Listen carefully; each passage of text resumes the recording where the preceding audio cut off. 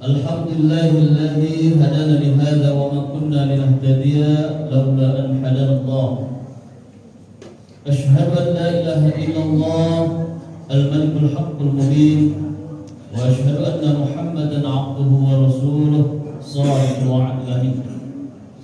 Allahumma shalli wa sallim ala sayyidina Muhammad wa ala ali sayyidina wa maulana Muhammad. Amma ba'd. فيا أيها الناس اعبدوا ربكم الذي خلقكم والذين من قبلكم لعلكم تتقون. ثم قال يا أيها الذين آمنوا اتقوا الله حق تقاته ولا تموتن إلا وأنتم مسلمون. ثم قال رسول الله صلى الله عليه وسلم اتق الله summa kunta. Jamaah salat Jumat yang insyaallah dimuliakan oleh Allah Subhanahu wa taala. Senantiasa kita bersyukur kepada Allah Subhanahu wa taala dengan lisan kita dan ditasdidkan dalam hati kita dalam makna meyakinkan dan dikerjakan, diamalkan dalam sehari-hari berupa keimanan, keyakinan kita kepada Allah Subhanahu wa taala. Salawat dan salam tetap kita hatur bersama kepada junjungan kita Nabi Muhammad sallallahu alaihi wasallam, Nabi yang agung yang selalu yang kita ikuti suri tauladannya, yang mana yang kita mampu maka lakukanlah dengan sebaik-baiknya, jangan coba, jangan sombong. Karena Rasulullah SAW diutus untuk menyempurnakan akhlak yang baik dan mulia. Maka jika tak mampu, istiqomahlah. Insya Allah semua yang kita lakukan itu akan menjadi asbab kita mendapatkan syafaat Rasulullah SAW. Jemaah salat Jumat yang insya Allah dimuliakan oleh Allah Subhanahu wa taala. Tema khutbah kita siang kali ini yakni adalah pidato Rasulullah SAW saat haji wada. Jemaah yang insyaallah dimuliakan oleh Allah Subhanahu wa taala, aktivitas dakwah yang dilakukan oleh Rasulullah SAW sudah sempurna. Penyampaian risalah telah tuntas dan beliau telah berhasil membangun tatanan masyarakat bahkan umatnya yang berpondasi ketauhidan, yang berfondasi kepada Allah Subhanahu wa taala, yang selalu dengan keyakinan dalam makna tauhid, keyakinan yang luar biasa kepada Allah Subhanahu wa taala, sekaligus menyikir hal-hal yang telah disembah selain Allah Subhanahu wa taala.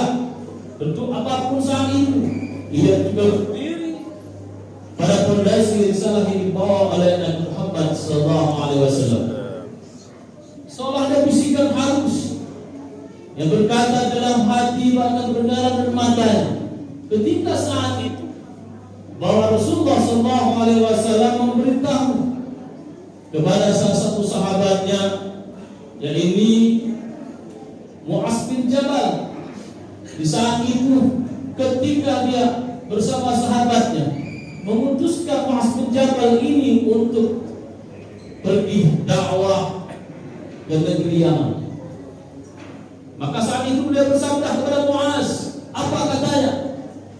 Wahai Mu'adz, barangkali engkau tidak akan bertemu lagi aku setelah tahun ini. Boleh jadi juga engkau akan melewati masjidku, bahkan juga serta melewati kuburanku. Maka saat itu balasan Mu'adz bin Jabal meneteskan air matanya. Karena kenapa tugas dikembangkan untuk ke Yaman, mendapatkan risalah. Perkataan yang diucapkan oleh Rasulullah SAW terhanyut di dalam hatinya, terseduh, dan bahkan air matanya menetes mendengar apa yang Rasulullah SAW katakan kepadanya. Karena kenapa? Dia telah merasakan seolah-olah kalimat itu akan berpisah kepada Rasulullah SAW. Tetapi Allah Subhanahu wa taala berkehendak memperlihatkan buah dari dakwah. Beliau berjuang perjuangkan sudah tampak di wajah Mu'adz bin Jabal. Di saat itu adalah kadang-kadang terasa senang, akan tapi terkadang berpisah dengan orang yang dicintai. Karena kenapa?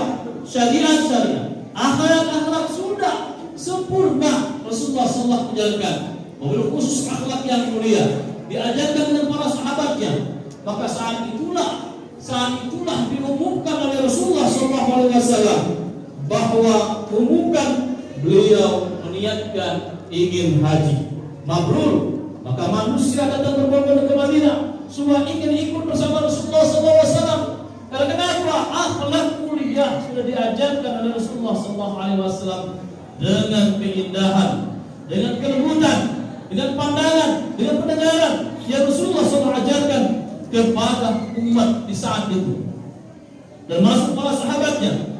Maka ketika 5 hari Zulqa'dah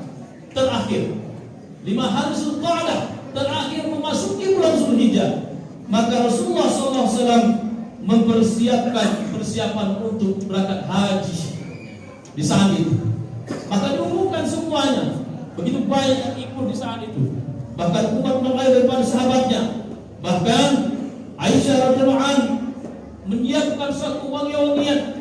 Ketika bajunya yang ingin berangkat, semuanya pakai wangian yang wangi, tetes minyak wangi itu selalu berbau yang harum, bagaikan benar-benar kemuliaan terasa. Pada suatu ketika bahwasanya Rasulullah SAW zuhur, selepas salat zuhur, maka saat itulah Rasulullah SAW berjalan. Demi singkatnya, pada masanya perjalanan itu tempuh selama 8 hari sampai ke tanah suci, yaitu adalah Masjidil Haram. Dia langsung melakukan tawaf dan beli Ka'bah, disusul dengan sa'i antara Safah dan Marwah. Tempat bukit-bukit itu dia tahu hujung dan tidak melakukan tawaf lagi kecuali tawaf untuk haji. Beliau berkatakan kepada sahabat yang telah memiliki hewan kurban, semua agar yang tidak memiliki hewan kurban agar menjadi ihram sebagai umrahnya. Lalu mereka bertakwa melihat Ka'bah. Lalu mereka kemudian bertahlul secara sempurna. Tampaknya mereka masih ragu untuk melaksanakannya, tapi akhirnya mereka menuruti dan melaksanakan. Pada tanggal 8 Zulhijjah, yaitu pada hari Tarwiyah, beliau menuju Mina, sholat zuhur, asar, maghrib. Bahkan di sana sholat subuh. Setelah menunggu berapa lama hingga matahari, beliau melanjutkan perjalanan hingga ke Arafah. Sementara semua itu ada diikuti. Ketika sampai di Arafah, bahwasanya tenda-tenda sudah disiapkan oleh Rasulullah, SAW. Di saat itu, ketika dia melihat di Arafah, banyaklah yang berkumpul sampai 1.124.000 orang jamaah yang saat itu haji yang beliau bersamai. Maka di saat itulah dia berkhutbah, di saat itulah dia berdakwah. Apa kalimat Rasulullah SAW? Wahai manusia, mudah-mudahan ini akan menjadi terdalam di hati kita kalimat-kalimat ini. Wahai manusia, dengarkanlah perkataanku. Aku tidak tahu apakah setelah tahun ini aku masih bisa bertemu kepada kalian dalam keadaan seperti sekarang. Sesungguhnya darah harta kalian suci atas kalian seperti sucinya hari ini, sucinya bulan kali ini, sucinya negeri kali ini. Ingatlah, segala hal yang berkaitan dengan jahiliyah sudah tidak berlaku lagi di bawah ini, tetap di tapak kakiku ini. Darah jahiliyah tidak berlaku lagi. Darah pertama yang aku hapuskan dari darah kita adalah darah Ibnu Rabi'ah bin Al-As. Riba jahiliyah tidak berlaku lagi. Dan riba pertama yang aku hapus adalah ribanya Abbas bin Abdul Muttalib. Maka sejak saat ini semuanya tidak berlaku lagi. Jamaah sholat Jumat yang insyaallah dimuliakan Subhanahu wa taala. Kemudian Rasulullah SAW melanjutkan lagi, bertakwalah kalian kepada Allah Subhanahu wa taala dalam urusan wanita. Karena kenapa? Karena sungguhnya yang kalian telah mengambil mereka atas amanat nama-nama Allah. Kita ingat pada masa kita menikah, ingin mengambilkan sesuatu ikrar untuk menikahkan, yang diutamakan kalimat-kalimat itu Allah Subhanahu wa taala. Karena kita menghalalkan suatu hamba, seorang perempuan itu dengan kalimat Allah Subhanahu wa taala. Kenapa saat ini begitu banyak orang melepaskan pernikahan? Karena lupa akan Allah Subhanahu wa taala. Kita lupa dakwanya bahwa menghalalkan itu adalah dalam kalam-kalam Allah Subhanahu wa taala, sehingga akhlak itu yang diajarkan Rasulullah SAW itu akan terlupakan oleh orang-orang yang menikah, bahkan jadi permainan sesuatu yang tanpa pada akhirnya mereka itu akan sengsara. Jemaah yang dimuliakan Allah Subhanahu wa taala, maka Rasulullah SAW mengingatkan kepada kita bahwasanya meninggalkan apa yang ditinggalkan Rasulullah SAW. Taraktu fikum amrayn lan tadillu ma tamassaktum bihima. Kitabullah wa sunnatur Rasul, bahwa dia menasihatkan dalam khutbah akhir ini bahwasannya telah kutinggalkan dua perkara di antara kalian, bahwa jika kalian meninggalkan dua perkara ini maka kalian akan sesatlah sama-sama, yaitu Al-Quran dan hadis. Wahai manusia, sesungguhnya tidak ada nabi sesudahku, tidak ada umat lagi setelah kalian.